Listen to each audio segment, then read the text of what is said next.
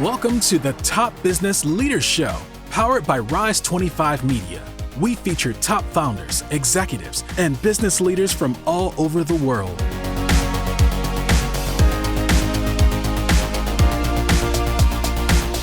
Chad Franzen here, co-host for this show where we feature top restaurateurs, investors, and business leaders. This is part of our SpotOn series. SpotOn has the best-in-class payment platform for retail, and they have a flagship solution called SpotOn Restaurant, where they combine marketing, software, and payments all in one. They've served everyone from larger chains like Dairy Queen and Subway to small mom-and-pop restaurants. To learn more, go to SpotOn.com. This episode is brought to you by Rise 25. We help B2B businesses to get ROI, clients, referrals, and strategic partnerships through done-for-you podcasts. If you have a B2B business and want to build great relationships with clients, referral partners, and thought leaders in your space, there's no better way to do it than through podcasts and content marketing. To learn more, go to rise25.com or email us at support@rise25.com. My guest today is Beau Maxon, a seasoned entrepreneur and business owner with 8 years of experience building and leading ventures across diverse industries. He began his journey by founding Park City Vapor Company, followed by 3 mid-city vapor lounge locations, the Gilu Medical Cannabis Processing Facility, and Beans Brews Coffee House franchise. Beau is also a commercial real estate landlord and vice chairman of a state association representing nearly a $500 million industry. Before becoming self-employed, he honed his expertise at TD Ameritrade, now Charles Schwab, working with high-value clients across 16 branches to strategize investments and build wealth. Known for his tenacity, Beau is passionate about standing up to big tobacco retailer associations and big pharma as he advocates for innovation and healthier alternatives in his industries. Hey, Beau, thanks so much for joining me today. How are you? Oh, I'm doing wonderful, Chad. Appreciate you having me. Yeah, great to have you. Hey, how and when did you start your first entrepreneurial experience that you can remember? Truly, very first one, I would have to say, was during my time at TD Ameritrade. Even though it wasn't a business in the traditional sense, just becoming very active in day trading, really taking on, the money principles that I learned there. I'd read a book when I was really young, The Richest Man in Babylon, and just really became obsessed with that story. And when I had the opportunity to work at InvestTools, TD Ameritrade, and expose myself to, individuals much older than myself with far greater life experience, business experience, etc., I had the opportunity to hear how they made their money. And so often it was the same principles I was hearing. People were starting businesses that cash flowed, and then they would take that revenue, purchase real estate, and repeat steps 1 and 2. And naturally, being a 24-year-old young man at that point in time, I'm not going to have the money to be able to, start a business that's going to cash flow and go buy real estate, etc. And so I took a look around and just asked myself, okay, what is in my immediate circle, if you will, or influence? What is it I can do to build up as much money as quickly as I can? And so I really just dove deep into day trading. And, mind you, it was a very different, world back then, right? This is 2013, 2014. Trading was still very traditional. Crypto was certainly not what it is today. Companies were still paying for trades, etc. It wasn't $0 trades. And so it was a different trading climate. Amazon was trading at $300 a share back then, and I just became obsessed with uncovered calls and puts and really aggressive day trading, and quickly built my account. And before I knew it, had almost $80,000 saved up, and was just like, okay, this is something that I know is going to work, but is it time now to make that move? So I would say 2014, about 11 years ago, 10, 11 years ago is when I really started making that change. So how did your first business, I think it was Park City Vapor Company, how did that kind of come about? Great question. I fell into it. So much of life is luck. So much of life is random. And my father, he had introduced me to a gentleman who was in that industry, but prior to being in that industry, was in a sales role. And my father was a sales consultant and had trained this young man. And, years later, he opened up his first business, which was a high-end smoke shop. And although I was never a smoker, never used cigarettes, business is business. And he invited me in to take a look at his business. And I had a chance to look at the numbers and business model, et cetera. And I said to myself, wow, I think there's something here. This looks pretty viable. I could see that this is going to be the trend. People are going to transition away from traditional cigarettes and move over to vape. And so I made that aggressive push back in the spring of 2017 to open up my first location, and baptism by fire. It was, no Yeah, question about tell me about some of the early days. Like, what was the first day like? it. First day was really like any other day, because you don't know what you don't know. And, the moment I secured my business license, which was certainly not easy, Hmm. and just because there's a lot of red tape in that industry, being tobacco, especially here in the state of Utah. It's certainly a heavily regulated industry. Um, and, first day was a long day, but it was it was fun. It was great. You're naive at that point. You're green, if you will. So naturally, you're excited. You're having fun. You've got energy for days, and but you really don't know what the hell you're doing.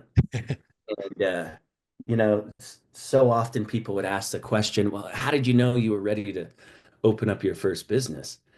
And I just told him I wasn't. I did it. And, I've always been a firm believer in having a goal in mind, that's down the road, whether you're looking at a 1-year plan or a 5-year plan, et cetera, and work backwards, um, and do your best to fill in the gaps as you go along. And that's kind of how I treated it. For you, do you remember maybe like what was the first kind of big thing or eye opener that you realized you didn't know? That's a great question. Oh, I would say I realized I didn't know. It took me about 6 months to realize I didn't know. And that was in part due to the fact that I didn't know that the industry that I initially chose to get into was so heavily regulated Hmm. and political. Um, Within the first 6 months of me opening up my first location, that was September of 2017. By February of 2018, I became politically active because there was legislation being passed that was going to impact my business. And that's when it really hit me, just like, wow, I jumped into a business that very much looks and holds itself out as just simply being retail, but there's a whole other aspect to this industry that I was not aware of, not privy to. And that's when it hit me, just like, okay, I'm gonna have my hands full if I want to continue in this endeavor. How did becoming more politically active help you or hurt you or impact you at all? Great question. Being politically active has helped me in so many ways. I've become so much more educated. I've had the opportunity to work alongside the Utah State Health Department at times, even though that can be a challenging relationship. I've had the opportunity to work in brief encounters with the PTA, but also getting extremely close to the Utah State Legislature and having very productive conversations about all things pertaining to uh, vape related products and how they are safer and healthier than traditional cigarettes. From that aspect, extremely educational. Running the Utah Vapor Business Association for the last 6 years as vice chairman, I've participated in many lawsuits against governmental entities, and I've been able to sit in on every single deposition that we've ever had. I've read thousands of pages of legal documents, etc. And so it's helped me from a standpoint of I know my industry now inside and out. And that's one thing I would have to encourage anyone to do in any industry that they're in. You have to completely submerge yourself. You have to be obsessed to truly, you know, succeed and give yourself the best opportunity to achieve the goals that you have. And so by submersing myself into the political arena and all things tobacco and vapor related, it's just helped me understand how the industry works, the games that are played, you know, the product as a whole, what the consumer wants, etc. But it also taught me that in life we can make decisions that we don't feel the impact of for quite some time, Mm-hmm. right? You know, today I sign on the line that is dotted it thinking that I knew the real cost, whether that cost be financially or mentally, emotionally, spiritually, however you want to put that. And, you know, months down the road, or perhaps even years down the road, you discover this is going to cost me a lot more than I thought. And, you know, an example of that, you know, if we're speaking monetarily, um, you get into a heavily regulated industry without truly knowing just how regulated it is. Now, all of a sudden, you're spending far more money on legal fees, right? You've got Mm-hmm. to protect yourself in that regard. Um, and then from an emotional and mental standpoint, you're spending way more time. You know, often people who are not business owners, and you've heard this, Chad, um, you know, it must be nice to be your own business owner. You know, Mm-hmm. make your hours and, you know, you dictate the day. And it's like, well, I might be the business owner, but make no mistake, I'm wearing multiple hats at any given time. And if the phone rings at, you know, 10 a.m. or 11 p.m. at night, like you're still working, right? And so to me, that was a huge one and it impacted relationships. Um, Certainly business and being an entrepreneur, business owner can impact relationships because um, you're married to the business. And, you know, once you discover that, and it takes a while to really discover just how married to work you are, then the objective becomes, okay, how do I delegate? How do I surround myself with very competent people who can take on a lot of these tasks so I have the ability to step away and work on the business rather than in the business. And in doing so, also give myself a chance to live life outside of work. Yeah, wow. It sounds like you know, you've definitely kind of grown a lot, figured out a lot of stuff during your time as a business owner. So once you figured that out, what have you figured out in terms of what makes a good vape store, a good vape shop, beyond just quality products? Great, great build outs, uh, great customer service. Um, you know, I've always liked nice things. I like feeling welcome when I walk into a business. Here in Utah, there's a grocery store that very popular. Um, it's called Harmon's Grocery, and they're more expensive than most grocers, but when you walk in there, you recognize why. It's just warm and cozy. You know, it's inviting. It's so neatly organized. The These locations, it's almost like you could eat off the floor, right? It's just how it's presented. And Hmm. so that's what I did. I wanted to emulate that type of build out. So having a far superior build out to where you just stand out and are very unique, and then fantastic customer service. I tell every single one of my employees, a customer may come in to purchase a product, but they continue to come back because they bought you. if they have a wonderful customer, employee interaction, they're going to build rapport with those behind the counter. They're going to ultimately develop, a friendship, if you will, to where the moment they walk in the door, one of my employees sees who it is and, is able to ask, hey, do you want the usual?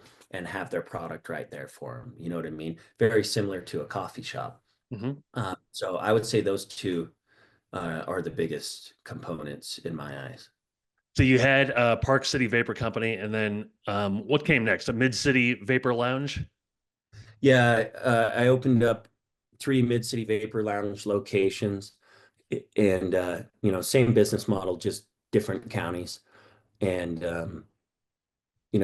opened those ones up really quick. It was during 2020 that I made the really aggressive push to open up as many additional retail locations as I could, just recognizing, the landlord tenant climate at that point in time. You had so many businesses that were closing down because they were forced, to close for a period of time during COVID, or their business model didn't have the ability to adapt to new regulations, if you will, during that time.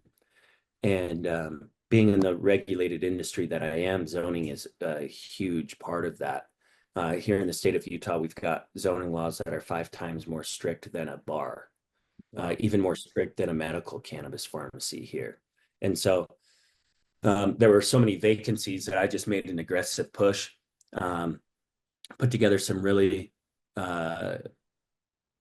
well-organized 3D renderings and videos of interior build-outs of locations. So I would go into a location, measure it, and then do an entire build-out, present it to the landlord if they were wanting $30 a square foot. And some people might hear this on a business podcast and go, well, wouldn't you want to try to get it for less? But there's also moments in time where, paying a little bit of a premium is worthwhile. So I had no problem offering a landlord that wanted $30 a square foot. I'd offer him $35 a square foot, ask for no tenant improvements, because, although TI and having that lower price per square foot certainly would have been attractive, I also recognize that the industry that I'm in is highly scrutinized, and I did not want to offer them something that they're like, well, someone else could give me this same type of offer, and I'm not going to deal with a business that has the ability to change the perception of my, uh, building or plaza, etc. And so I would just make an offer that was too good to say no to, and allowed me to open those up. And then from there, one of the things that I always was a believer in when I worked at TD Ameritrade, focus on like specific sectors and know them well. And so for me, in the most, respectful way it can be said, addiction industries were what I chose to target. Tobacco, coffee, um, cannabis, and I suppose the more critical word that I would use rather than addiction, recession proof. There are the studies that have shown that tobacco and alcohol use during recession actually substantially increases. So in fact, it's good for business. And I can testify to the fact that during 2020, when COVID was, full bore, business changed. It changed significantly. And I just operated under the notion that they're going to buy it from somewhere. It might as well be me, so I'm going to get myself in these industries that are more recession proof. Was it difficult to maintain operations during COVID, even though maybe your product was more desired? Oh, absolutely. It absolutely was. And, uh, how it became difficult, I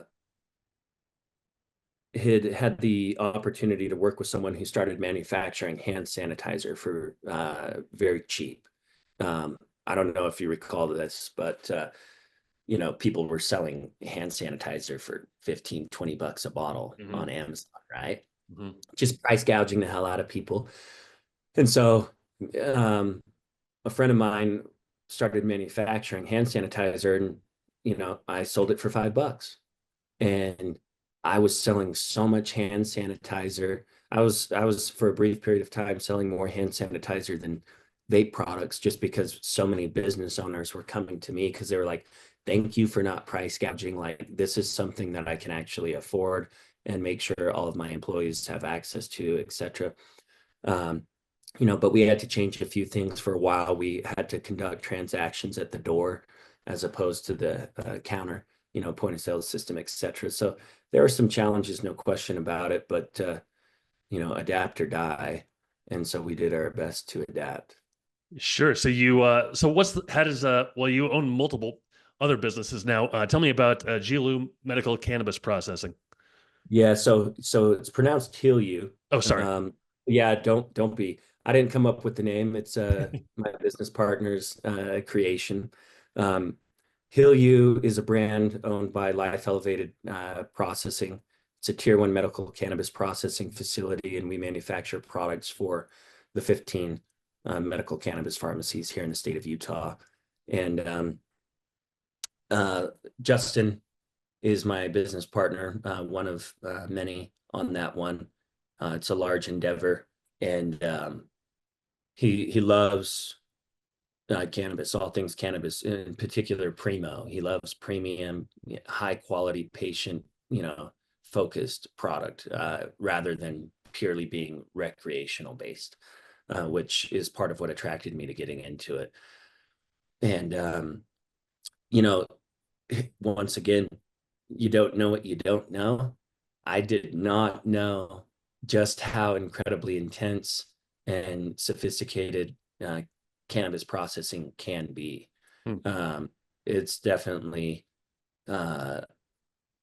science driven and complex, and not only complex, but also highly regulated. The Utah Department of Agriculture and Food oversees the medical cannabis program, and they've constantly got cannabis agents inspecting the facility, inspecting products. They track it from seed to sale, just to ensure that the quality of the product is meeting a certain standard for customer protection reasons. They want to make sure there's no heavy metals or particulates or mold, etc., in those products, and so they watch heavily or closely, shall I say.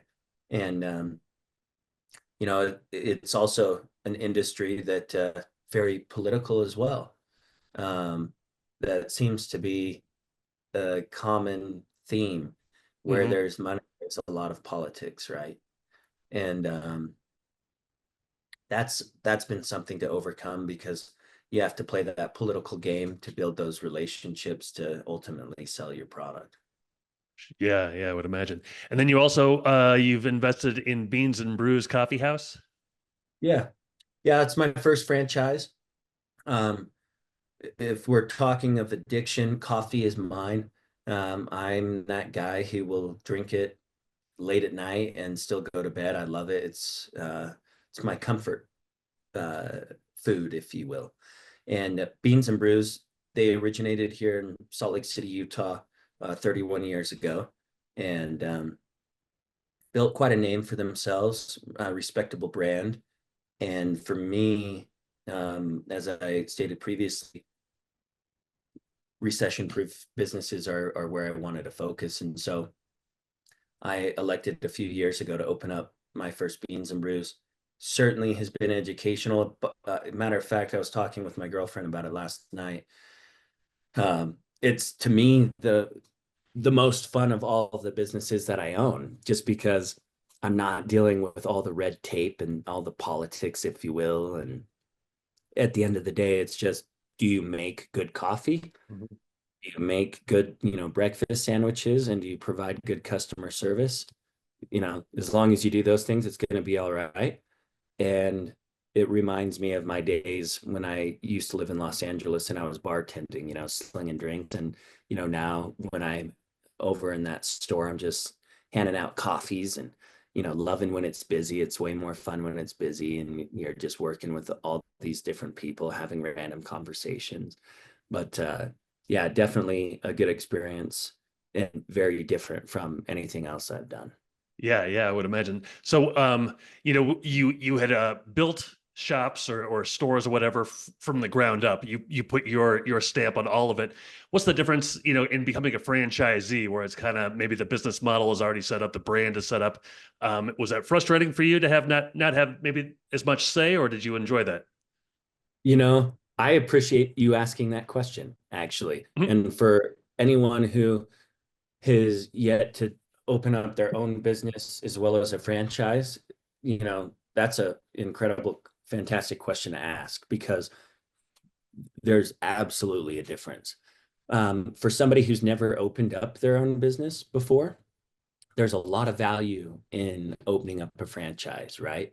Because they're giving you the foundation to build that business on. You're getting so much support in certain areas, in particular pertaining to inventory, as well as back office administration work.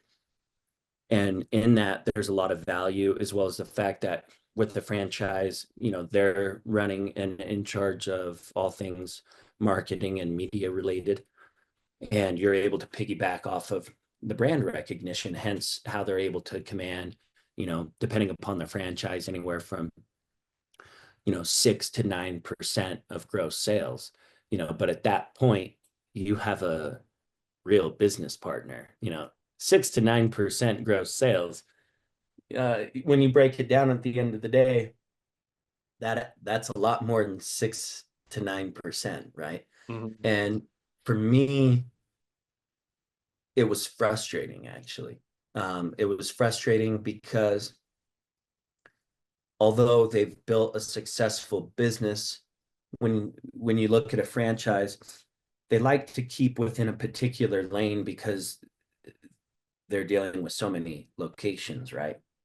Mhm. And for me, although I recognize and understand that, I can't help but look at the business model that is Beans and Brews and the franchise that I'm in the most respectful way and look at it and say, there's a lot of things I would do differently. It's uh, typical that in a franchise, you're going to work with far more antiquated point of sale system and back office equipment. Because in order to update 50 or 100 locations, you're going to spend a lot of money and that's going to be a lot of downtime, etc. A lot of things could go wrong. And so they're just going to stand pat with what it is they have.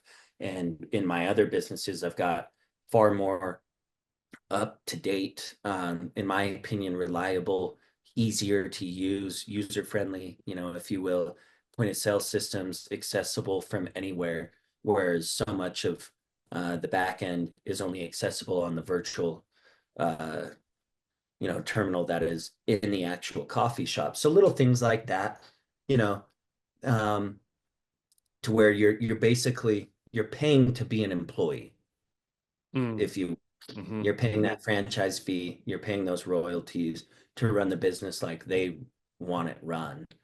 And for, somebody who's already opened their own business and is capable of doing those things, I don't think it's nearly as attractive. And, truth be told, if I could do it again, I would have opened up my own coffee shop and put my stamp on it, if you will, my twist on the build out, on the equipment, on the menu, etc. You also work in commercial real estate. How has that kind of influenced your approach to business? Um, it's influenced it just because banks love real estate. So, like I said at the beginning of the podcast, step one, create a cash flowing business. Step two, purchase real estate. And the real estate has been a real winner for me. I've been blessed on a number of occasions to come across some truly undervalued properties and purchase those and flip them, do a 1031, jump into something bigger.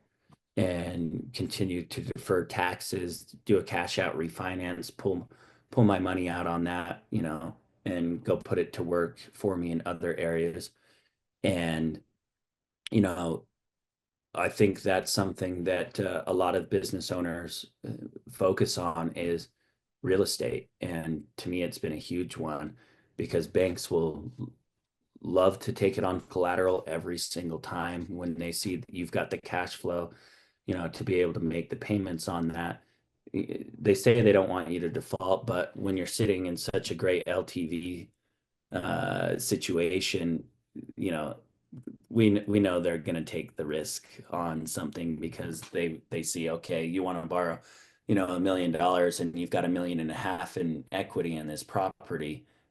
I'll take that risk because if you default, I know I'm going to be able to very, very easily get my money back, if not make money on your default. And so that allows you to take a little bit more risk, and also, allows you to create additional cash flow by purchasing the right type of properties to where you know, lease that property out and you get a tenant, and they're paying down that mortgage, and you're able to show that additional income for, your want to be able to go get a loan for other properties, etc.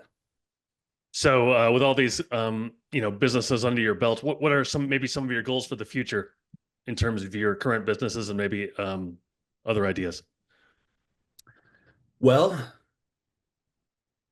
first things first, got to go kick big tobacco in the teeth. We're in a serious situation here in the state of Utah.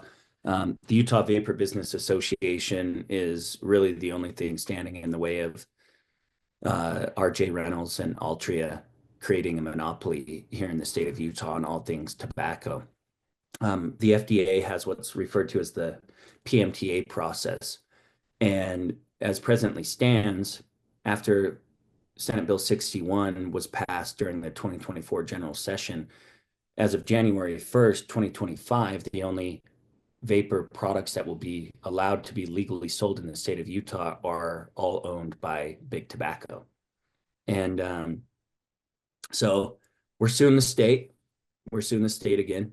And I feel very confident that we will receive injunctive relief, and then we'll have to go to the Utah State Legislature to make change there. And, I've been doing that for 6 years now. And no question, this is the biggest fight we've ever been in, but I like our chances. So that's what's got to happen first. And then after that, I'm definitely at this point in time where I want to more heavily invest in real estate, but I also want to get into manufacturing additional products. So the cannabis lab is going to be a heavy focus for me. There's a retail product that I'm going to be launching here shortly that is cannabis derived and still going to contain levels of THC to get the user, the end consumer, what it is they're looking for. But something that will still be allowed to be sold online. And it's going to be a high quality product. That's going to be a focus of mine, real estate. And then I would also have to say,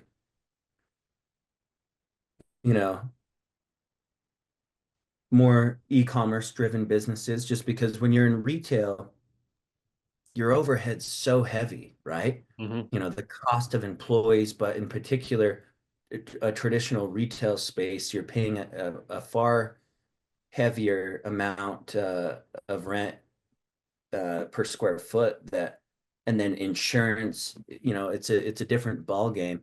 So e-commerce is going to be my next shift, if you will. And for me, that's going to be the manufacturing that new cannabis brand, and then pushing heavily into e-commerce, and then continuing to invest predominantly in real estate.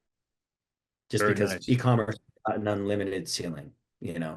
I've seen people blow up brands online in a quick minute, and retail, you're just capped. It's how many people are in your local market, and what percentage of that market is a consumer of your product, etc. Whereas online, it's limitless. Sure, sure. I have one more question for you, but first, tell me how people can find out more about everything that you have going on. Um, the Utah Vapor Business Association website, we update everyone what is going on all things pertaining to tobacco on that website. And with respect to me as an individual, truth be told, I'm a pretty private guy. Yeah, I have social media, but it's all private, and I'm seldom ever on it. Mhm. Um, I'm kind of that mindset that loves to operate, uh, you know, quietly, if you will. Mhm. And your And business's website? uh, ParkCityVaporCompany.com, MidCityVaporLounge.com, BeansandBrews.com. And then the brand that's going to be coming out here shortly, and this is going to be for those who are users of cannabis products as well as Amanita muscaria products. Amanita muscaria is kind of the sister to psilocybin, and so mushroom derived. And that brand is called Dank Dice. And the website's going to be launched here shortly. We're going to have edibles that are both 5 milligram THC as well as 15 milligram THC, where we're going to have THC disposables, cartridges, as well as Amanita muscaria edibles. And that's going to be a fun brand. So dankdice.com. How do you spell that? DANKDICE. Okay, sounds good. Hey, last question for you. Let's say a young person or just anybody came to you and they had this idea to open up their own shop in a kind of a niche market like you've done. What advice would you give them that they would never know unless they'd had your experience? Great question. That's a tough question, Chad. That's That's it. what I That's a pride good. myself on. Yeah. No, I appreciate that. What would I tell a young person just getting going? Huh. This kind of goes back to what is the real cost? Um, I would encourage them heavily to write down what it is they want in life. And then I would encourage that they work it backwards and write down how they feel that that's going to look, what that's going to require of them. And then to ask themselves, are they willing to sacrifice certain things in their life? And if so, is that a price that they're willing to pay? Because, you know, to accomplish anything in life, you have to make sacrifices along the way. It doesn't matter if you're an athlete or a doctor, we could go on and on about that. Yeah, I would encourage that they just ask themselves truly what it is they want, because so often in life, uh, myself included, we get caught up in the ether, of the moment. We're addicted to that, rush that you get when you see yourself growing and accomplishing things, etc. And then in doing that, you can forget who you are. You can forget what matters the most. And I think, I saw this interview with a gentleman, multi-billionaire. He's sitting on his private jet, and somebody asked him a very similar question. And he referenced the fact that it cost him his relationship with his wife, impacted his relationship with his children. And this man's flying on a $50 million jet. And he answered honestly. He's like, I would do it differently. I would do it differently. If I could go back, I would have focused here and lived with the outcome over here with work, Mhm. Because in so many ways, what are we doing it for? We all want to achieve great things, but ultimately, what is it we're doing it for? And for me, anyways, and I'd like to think most people operate the same way. We're ultimately doing it for the ability to Take care of the people around us, our loved ones, whether it be your spouse or your siblings or your parents. I retired my parents a number of years ago, and that was one of the things that has made me the most proud of anything I've ever done. So it's like, what is it you're doing it for? Don't lose sight of that. Remember who you are. Don't allow work to change you at that truest, most fundamental core. Work's going to require you become somebody different than you've ever been. In order to do something you've never done, you have to become someone you've never been. But don't forget truly who you are, is what I would encourage the most. And that's where spelling it out, writing it down. Who do you want to be? Where do you want to go? What do you want to accomplish in your life? What do you want to hold on to? And if this has the ability to detract from that, if you're willing to roll the dice, still do it. But look over here. Don't lose sight, because if you're veering off course, come back and find people who know you, who love you, who want the best for you, and can respectfully and politely call you out and say, hey, like, I just want you to remember, still come over here. You still have a wife, you still have kids, you still got, this over here. That's what I would encourage. Yeah, that's great stuff. Awesome insights. Thank you so much. Hey, it's been great to talk to you both. Thanks so much for your time and all of your thoughts. Really appreciate it. Hey, you bet, Chad. It was a pleasure. You have a wonderful day. You too. So long, everybody. Thanks for listening to the Top Business Leaders Show, powered by Rise 25. Visit rise25.com to check out more episodes of the show and to learn more about how you can start your own podcast.